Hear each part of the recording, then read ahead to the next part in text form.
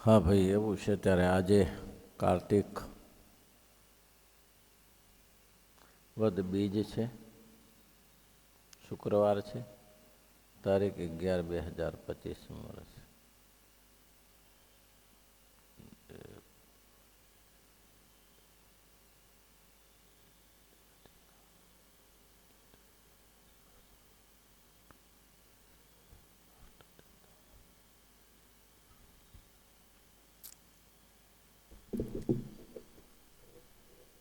શ્રીજી મહારાજે પ્રશ્ન પૂછ્યો, જે ઇન્દ્રિયો જીતે અંતઃકરણ જીતાય છે કે અંતઃકરણ જીતે ઇન્દ્રિયો જીતાય છે? આ એના જેવું નથી. ગોટલામાંથી આંબો થયો કે આંબામાંથી ગોટલું થયું, એવું નથી. આ ચોખ્ખી વાત છે. એનો અંત ન મળે. વડના બીજમાંથી વડ થયો કે વડમાંથી બી થયું, એનું ઉત્તર નહીં મળે. અહીં સ્પષ્ટ કર. પણ આગલા પ્રસંગમાં સ્વામિનારાયણ ભગવાને એક જુક્તિ બતાવી, સરસ બતાવી, કે આ શીખવા માટે એક વસ્તુ ધ્યાન રાખવી જોઈએ તમારે. કે એમ સંતો પાસેથી શું શીખવું? તો કે એની અનુવૃત્તિ શીખવી, એની આજ્ઞામાં રહેવું, એની જે શીખાડ્યું હોય તે શીખવું. સંતોની આજ્ઞા લોપે. કાલે જ મહાપુરુષ દાસની વાત વાંચી. જામનગરમાં ગયેલા અને ત્યાં એક હરિભક્તો આવ્યા. હવે ઓળખીતા હશે એટલે એને કીધું કે કપાસનો ધંધો આ સાલે ન કરતા. એ કેમ ચાલે? કપાસમાં તો મોટી કમાણી છે અને ધંધો કરવાની ના પાડો છો. સ્વામી કે તો તારે કર, મેં તને કીધું કે નુકસાન પડશે. તો કે એ કઈ સ્વામી વર્ષોથી કરીએ છીએ. સારું યાર, કર્યો ધંધો. એટલો બધો કપાસ ભેગો કર્યો, એટલો બધો કપાસ ભેગો કર્યો, દુનિયાભરનો કપાસ કર્યો ને ભાવ ઉતરી ગયા, ગગડી ગયા. તે એવો હેરાન થયો થયો. સરકારે બધું કબજે કરી લીધું. હવે દેવાદારો બધા હતા સાથે, ઉઘરણી હતી ના ચોપડા ના લેવા દીધા સરકારે, અને બધું જેલ ભેગા કરી દીધા. બોલો, મોટા પુરુષના વચનમાં વિશ્વાસ રાખવો જોઈએ. કાર્યાણીમાં સ્વામી બેઠા હતા, મહાપુરુષ દાસજી, અને હરિભક્તો આવ્યા કે સ્વામી, વ્યવહારમાં જરા મુસીબત છે, આપ દયા કરો. સ્વામી કે દયા કરું, પણ મારું કહું એમ કરો તો કે હા, કપાસનો ધંધો કરો. ભલે સ્વામી. કપાસનો ધંધો કર્યો તે 30,000 તે સમયમાં મળ્યા. બોલો, 30,000. સ્વામીને કહે સ્વામી 30,000 મળ્યા. સ્વામી કે એક કામ કરો, હવે તમે છે ને 8,000, 10,000 ઠાકોરજી માટે મૂકી દો, અને 10,000 રૂપિયા બેલેન્સમાં મૂકી દો, અને 10,000 માં ધંધો કરો. અને કપાસનો નહીં હો, કપાસનો ના કરતા. બાજરી વાવો, મગફળી વાવો, મઠ વાવો, આ બધું વાવો. બોલ્યા કે સામેને શું ખબર પડે? 30,000 રૂપિયા મળ્યા ને સામેને શું ખબર પડે? લ્યો, કપાસમાં કેવો ધંધો કર્યો. અને એવી કપાસમાં જીવાકો પડી જઈ, જીવાતો પડી જઈ. તે પહેલાં જે સ્વામીએ કીધું કે 8,000 રૂપિયા ધર્માદામ નાખ, 10,000 એ ગયા, અને પહેલાં બેલેન્સે ગયું ને બધું ગોળો ગોફણ બધું ગયું. સ્વામીને શું ખબર પડે? લ્યો, સ્વામીને કહે સ્વામી આમ થયું કે સ્વામી કહે તો એવું જ થાય. વચનમાં વિશ્વાસ રાખો, ભજનમાં ભળી રહે. દેવાને કે દુનિયા તેરી આંખ અંધળી રહે. વચનમાં વિશ્વાસ રાખવો પડે ભાઈ, ના રાખે તો ના થાય. ઇન્દ્રિયો જીતે અંતકરણ જીતાય છે કે અંતકરણ જીતે ઇન્દ્રિયો જીતાય છે? જો કથાકાર આવી ગયા. ઇન્દ્રિયો જીતે અંતકરણ જીતાય છે કે અંતકરણ જીતે ઇન્દ્રિયો જીતાય છે? ઉત્તર જ ના આપ્યો મહારાજે. મહારાજે તરત ડાયરેક્ટ લઈ લીધું.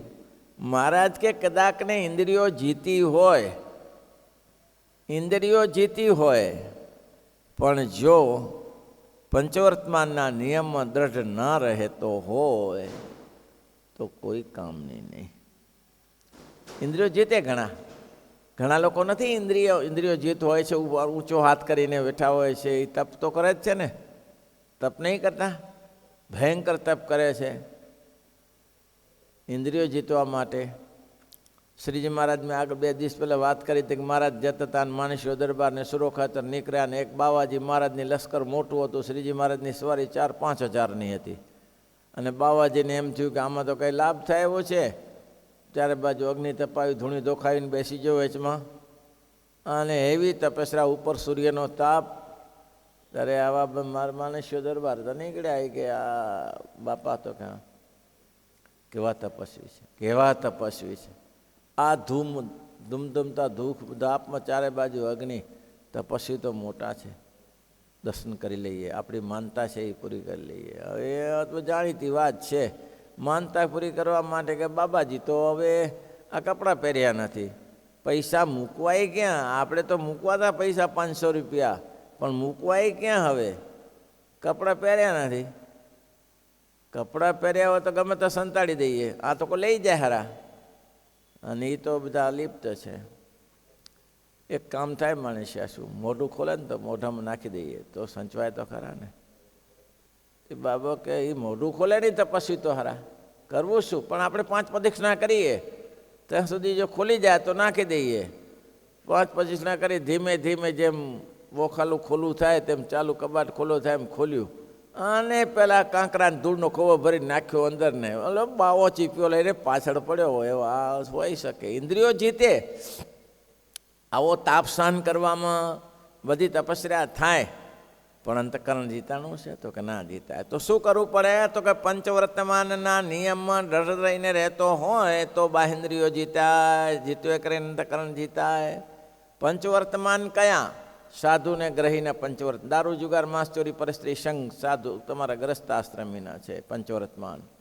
એમાં દ્રઢ રહેવું પડે. ગ્રસ્તાશ્રમી રહેવું હોય તો એમાં દ્રઢ રહેવું પડે. તો કે ગ્રસ્તાશ્રમીને એ ન નડે? નિર્માન, નિર્લોભ, નિષ્કામ, નિસ્પૃહ, નિસ્વાદ એ ન નડે? એને ખાવાની છૂટી? એ ગમે તેમ કરે તો નિર્લોભ ન રહે તો ચાલે? એ ગમે તે લોભ કરે તો ચાલે? પણ જે સાધુને જેટલું બંધન કરે એટલું ગ્રસ્તને બંધન ના કરે, એટલું સમજી રાખવાનું. સાધુ તો નિષ્કામ વ્રતવાળા જ છે, અને નિષ્કામ વ્રતવાળા સાધુને જે બંધન થાય એટલું ગ્રસ્તને બંધન ના થઈ શકે. એનું કારણ તમે સમજો છો કે ગ્રસ્તાશ્રમીને ઘર ચલાવવાનું છે, ધંધા પાણી કરવાના છે, છોકરાનું ભરણ પોષણ કરવાનું છે, અને એમાંથી દેવનો ભાગ કાઢવાનો છે. એટલે ગ્રસ્તામી નિષ્કામી એ નિર્લોભી રહે. જે આવ્યો તો જમીને પડ્યો રે. ગુણાતીતાને એમ કર્યું કે બાજરી ઘણી પડી છે, આવીને ભજન કરો તો બધું ભગવાન આપે છે, પણ છતાંય ગ્રસ્તને ઉદ્યમ કરવો પડે. કારણ કે ગ્રસ્તને આધારે બીજા 3 વર્ણ ચાલે છે. બ્રહ્મચર્ય આશ્રમ એના ઉપર ચાલે છે, વાનપ્રસ્થ એના આધાર ચાલે છે, અને સંન્યાસ એના ઉપર ચાલે છે, ગ્રસ્તને આધારે. એટલે એને ઉદ્યમ કરવો પડે. એટલે તમારા નિર્લોભ મર્યાદા તમારી રાખવી જોઈએ. તમને સંતોષ થવો જોઈએ કે હવે પર્યાપ્ત છે, ભગવાને દયા કરી છે, ઘણું આપ્યું છે, હવે ચાલ્યા કરે એવું ભજન કરી લેવાય. તો એ એટલું બરાબર, નિર્લોભ બરાબર છે. પછી નિર્લોભ નિર્માણ. નિર્માનીય ગ્રસ્તને એટલું રહેવાનું. સાધુને તો મારા દેવ કહ્યું ગાલિદાનમ તાડનમ ચ કૃતમ કુર્મતે ભેજન ઈચ્છંતવ્યમેવ સર્વેશમ ચિંતનીયમ હિતમ ચ તૈ 101. કોઈ ગાળ દે, કોઈ અપમાન કરે. સ્વામિનારાયણ ભગવાનના સંતોએ ખૂબ અપમાન કરે, ધોકાવાળી થઈ, મારી મારીને લોહી લોવણ કરી નાખ્યા. તો એ સંતો મહારાજની આજ્ઞા કરીને ફર્યા. મહારાજ જેમ રાજી રહે તેમ આપણે રાજી રહેવાનું. મહારાજની ઈચ્છા હશે. સંતોએ નિર્માની રહેવું, અતિશય અકળાઈ જવું નહીં. સાધુ ધોકો લઈને પાછો ફરે તો કેવું થાય? બ્રહ્માનંદ સ્વામીને ચાલ્યા જતા હતા 10 સાધુ, અને એક જ ના આગળ વૈરાગી પાછો ધોકો લઈને બધાને મારવા માંડ્યો. બોલો. ના, ધોકો નીચે મૂકીને મારવા લાગ્યો, હાથેથી હાથ મસ્કી લાગ્યો. અને તો ચીપ્યો ને બધું સાથે રાખે ને બાવા તો. એટલે બ્રહ્માનંદ સ્વામી કે ભાઈ તમે જે કરો છો સારા માટે કરો છો, તમે જે કરો સારા માટે, આ લઈ લો, આ ધોકો લઈ લો, એ હાથમાં રાખો. નથી ને મારા 10માંથી કોઈ ગ્રાસી હશે ને, કોઈ બાપુ હશે ને, આમાં તો બધા સાધુ થાય છે મારામાં તો. કોઈ બાપુ હશે ને, બાપુને તાન ચડી ગયું ને, સુરાતાન ચડી ગયું ને, તો તારું ભોડું ભાંગી નાખશે. એના કરતાં હાથમાં રાખ. બોલો, આવી સલાહ કોણ આપે? આવી સલાહ કોણ આપે ભાઈ? બ્રહ્મા મુનિ કહે છે ભાઈ હાથમાં રાખીને પછી તારે જે કરવું એ કર. નીચે મૂકીશ અને કોઈને ધૂન ચડી જાય અમારામાંથી કોઈ ગ્રાસીઓ હશે ને, તો તારું ભોડું ભાંગી જશે. એટલે તમારે એટલું નિર્માની રહેવાની જરૂર નથી, પણ સાધુને નિર્માની રહેવું. ગાલિદાનમ તારનમ ચ કૃતમ કૃમતિ ભીજનઈ. કુમતી જનોએ તમને ગાળ દીધી, તાડન કર્યું, અપમાન કર્યું, તો એની સામે હિત કરવું, અહિત ન કરવું. માનુમાન સામે ગયા ને, કયું ગામ ના એ હશે તે જામનગર જોડેનું ગામ, ત્યાં ગુણાતીતાન સામે, મહાનુભાવાન સામે મોટા મોટા સંતો ગયા અને ત્યાં ગામમાં ઉતારા કર્યા. જીવ ઓઢોખુમણ નામ હતું ગામમાં. તેઓને ખબર પડી કે આ તો સ્વામિનારાયણના મુંડે આવ્યા, ગામ બગાડે, ગામમાંથી બારે કાઢો તો મારી કૂટીને બારે કાઢ્યા. નાનું શેરવું કે નામ ભૂલાઈ ગયું છે, ત્યાંથી ગામથી બારે કાઢ્યા. આ ઉદાહરણ સ્વામિનારાયણના સંતોએ બધા સત્સંગમાં આપ્યા છે કે ગમે તેવું થાય, માન થાય, અપમાન થાય, પણ સહન કરતા શીખો. નાની નાની વાતોમાં અકળાઈ ના જાઓ. અકળાઈ જશો તો ભગવાનને રાજીપો નહીં થાય. સહન કરે તેને સાધુનું લક્ષણ છે સાધુશીલા, સહનશીલા. સાધુનું લક્ષણ સહનશીલા. હવે ત્યાં ગયા અને ઓઢખુમાણે ગામથી બારે તો કાઢ્યા, પણ કે મારા વાલા આ સ્વામિનારાયણ ખાઈ પીને ખાવા દીધું નહીં હો, પાછું ખાવા ના દીધું. અને કે મારા વાલા ખાઈ પીને તાગડધી ના કરે છે. આજે ગામ ધણીશું છોડું, માન હાથમાં 10 જણાનું ગ્રુપ આખું લઈ ગયો ખેતરમાં, બાજરી કાપો, લે જરા બાપને નોકર છે બાજરી કાપો બાજરી. હવે કોઈને આવડે હવે બધા સાધુ તો કે પટેલમાંથી ના આવ્યા હોય ને કે આવડતું હોય બધાને, એવું તો નહીં ને બાજરી કાપવાનું. કોઈ હાથ કાપ્યા ને કોઈ પગ કાપ્યા, પણ લાગી પડ્યા બાજરી કાપવા. હવે મુખીની આજ્ઞા નહીં તો ધોકાવાળી બીજી થાય. આખો દી બાજરી કપાવી મારા વાલાએ. પાણીનું પૂછ્યું નહીં, ખાવાનું પૂછ્યું નહીં. હાજે તો પૂછે ને કે તમારે હવે ભૂખ્યા છો તો જમેલું. માથા ભારે માણસ, મારા બેટા ખાઈ પીને તાગડથી ને કરે છે. અમે મજૂરી કરીને મરી જઈએ છીએ અને આ ધંધો કરે. સાંજે સંતો બધા ભેગા થયા ત્યારે એક બીજો ગામનો પડોશી આવ્યો ગામથી. સ્વામી પટેલો મુખી છે, ગામનો મુખી છે, ઓઢો કુમાર, અને કાંઈ કહેવાય નહીં.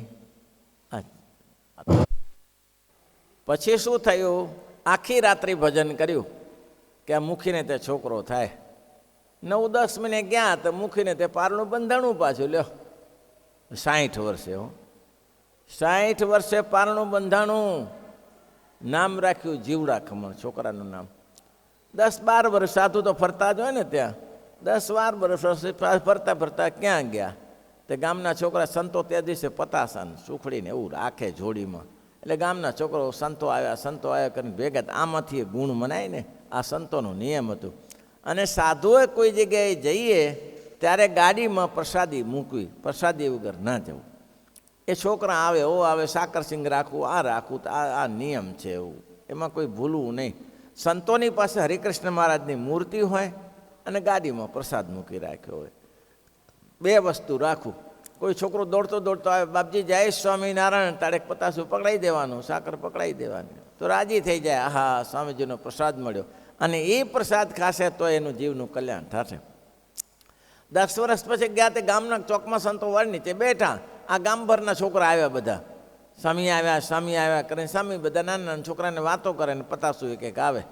હવે આ સ્વામી જોઈ ગયા કે આ આપણું મોઢું મૂકેલું છે, આ મોડેલ આપણું છે. ભાઈ સ્વામીએ તરત જ કીધું સંતો આપણે મૂકેલો છે. શું નામ? જીવડો. તો કે હા. કોનો દીકરો? મુખીનો. હા લે, તને બધાને એક પતાસું, તને 2 આપે. કેમ 2 સ્વામી? એક તારા પપ્પાને આપજે, મારા બાપુજીને આપતો કે હા. સારું, ભલે લઈ ગયો ઘરે. હવે આ 60 વર્ષે આવેલો ભાઈ, આનું કંઈ માન્યા વગર ચાલે. એટલે કે લ્યો પપ્પા પ્રસાદ. ક્યાંથી લાવ્યો? તો કે સ્વામિનારાયણના સાધુ. થૂકી નાખ્યું મારા બેલા, પતાસું થૂકી નાખ્યું, બોડમ નાખેલું. સ્વામિનારાયણનું નામ પડે ને, પતાસ થૂકી નાખ્યું. બોલે થૂકી નાખેલું, પાછું ઉઠાવ્યું, નાખો, ખાઈ જાઓ. સંતોએ મૂકેલો હતો ભાઈ, ના ખાધું દોહાય. ઘરથી અવાજ આવ્યો, 60 વર્ષે દીકરો આવ્યો, સાધુએ ઝેર નાખ્યું છે અંદર, ખાઈ જાઓ ને. એ ઓર્ડર બાકી રાખાય? હે આ ઓર્ડર તો ભલભલને કામ લાગી જાય હો. ખાઈ જાઓ અંદર, શું જેલ નાખ્યું છે અંદર? તો ખાઈ ગયો. પેલો બળધિયો હોય ને એ પછી દવા ના પીતો તો નારથી પાવી પડે, પણ દવા તો પાવી જ પડે ને બળધિયાને દવા પાયા વગર બળધિયો હરખો ના થાય. પંચવર્તમાન સંતોને પાડવા એમ કહ્યું, તે કામ કર્યું. બીજે દિવસે પાછો છોકરો બજારમાં ગયો એટલે કહ્યું કે આપ્યું તારા પપ્પાને? તો હા ખાધું. તો ખાધું ને પતાશું તો એક કામ કર, તારા પપ્પાને બોલાવતા હો. તો મારા ઘરે ચાલો. તારા ઘરે તો તારા પપ્પાને બોલાવતો તો આવીએ કને પછી જઈએ. ચાલો ને મારા ઘરે, એમાં શું વાંધો કે પધરામણી કરો, પધરામણી. હે તો તારા પપ્પાને બોલાયા, તારે એના બાપાને બોલાયા, પપ્પા તમને સંતો બોલાવે છે, સ્વામિનારાયણના સાધુ. જા જા જા જા તું જા. સ્વામિનારાયણના સાધુ એને બાજરા મેં નથી કપાવ્યા, સ્વામિનારાયણના સાધુ. જા તું, તારે જવું હોય તો, હું નથી આવતો. અને ઘરમાંથી સાધુ સાધુ કંઈ તમને ભાલા મારે છે? હવા ને હવા, નીકળો અહીંથી, જાઓ. છોકરાને છોકરું બિચારું હનર કરે છે અને તમે જતા નથી, જાઓ. ત્યાં ગયો, મુખીને જોયા. સંતો કીધું, મુખી ઓળખો છો? મુખી કે ક્યાંક જોયા એવું લાગે છે હો, ક્યાંક મળ્યા હોય એવું લાગે છે. તો કે ક્યાં મળે? ખેતરમાં બાજરી કાપી. દુહાને ચોઘડ્યું સારું હશે ને, રડ્યો, હો બાપજી મારી ભૂલ થઈ ગઈ, મારી ભૂલ થઈ ગઈ, તમારે બાજરી ના કપાવાય હો. પણ સ્વામી કે બાજરી કાપી દે એટલે આ જીવણા રમવા આવ્યા, નહીં તો ચોથી આવે. એ છોકરો અમે આપેલો, 60 વર્ષે છોકરો થાય. પછી તો દોહો ગડગડો થઈ ગયો, ચાલો ચાલો મારા ઘરે ચાલો. અને જ્યાં જગ્યાએ રોઢાખું મળે, જ્યાં હેરાન કર્યા હતા, ત્યાં જઈને ઘરે જોડીઓ લટકાવી સંતોએ રસી બનાવીને જમાડી. અને આજે બી નાનો સાવર, જો નાના સાવરમાં, એનું ગામનું નામ છે નાનું સાવર. એ નાના સાવરમાં આજ વર્ષોથી 7મો 8મો વંશ હજી સત્સંગી છે. નિર્માનીથી જ ને, સ્વામિનારાયણના સાધુ બહુ નિર્માની રહેતા હતા. એમાં જ આ સત્સંગ ચારે બાજુ વ્યાપ્ત કર્યો, વિકસાવ્યો. ને તો સત્સંગ ક્યાં વિકસે ભાઈ? જો સામે સામે બાહુ ભરીએ, બાહુ લઈને ઊભા આવી જા, તારા બાપની તાકાત હોય તો. એ જે અદાજીને લાધાજી જે કચ્છના હતા, અને સુંદરજી જગજીવન મહેતાને ત્યાં પેલો ત્યાર થયો જગજીવન મહેતો, ત્યારે કહી દીધું આવો છે ને સવા, જેની માએ સવાસેર સૂંઠ કાઢ્યો. એ જરૂરી હતી, એ ગ્રસ્તાશ્રમીને જરૂર છે. એટલે ગ્રસ્તાશ્રમી નિર્માનીપણું રાખે તો ના મેળ બેસે. ગ્રસ્તાશ્રમીને તો એમ કહ્યું કે જેમ આ જગતમાં પતિવ્રતા સ્ત્રી હોય અને પોતાના પતિનું ઘસાતું બોલે તો સહન ન કરે. સહન કરે? પોતાના પતિનું ઘસાતું બોલે તો સ્ત્રી સહન કરે? કોઈ દિવસ સહન ન કરે. કાં તો ત્યાંથી ભાગી જાય અને ગમે ત્યાંથી ગમે તેવા શબ્દ બોલે, સહન ન કરે. તેમાં જગતમાં તે કાં તો જેમ તેમ ગ્રસ્તાશ્રમી છે, એ પોતાના ગુરુનું કોઈ ખરાબ બોલે તો એ સહન ન કરે, પોતાના ઈષ્ટદેવનું કોઈ ખરાબ બોલે તો સહન ન કરે. અને એના માટે પાર્વતીજીનું દ્રષ્ટાંત કેટલું સરસ. સુની સભાસદ સકલ મુનિંદા, કિની સુની જીન શંકર નિંદા. સભાસદો સાંભળી લો, જેને મારા પતિની નિંદા કરી તેને 100 ફલ લેવું કરીને શરીર જાળી દીધું, મરી જાય, બલિદાન આપી દે, પણ સહન ન કરે પતિવ્રતા સ્ત્રી. તેમ ત્યાગગ્રસ્તાશ્રમીને નિર્માનીપણું બધી જગ્યાએ રાખવું જરૂરી નથી, પણ સાધુને નિર્માનીપણું રાખવું જરૂરી છે. શ્રીપતિમ શ્રીધરમ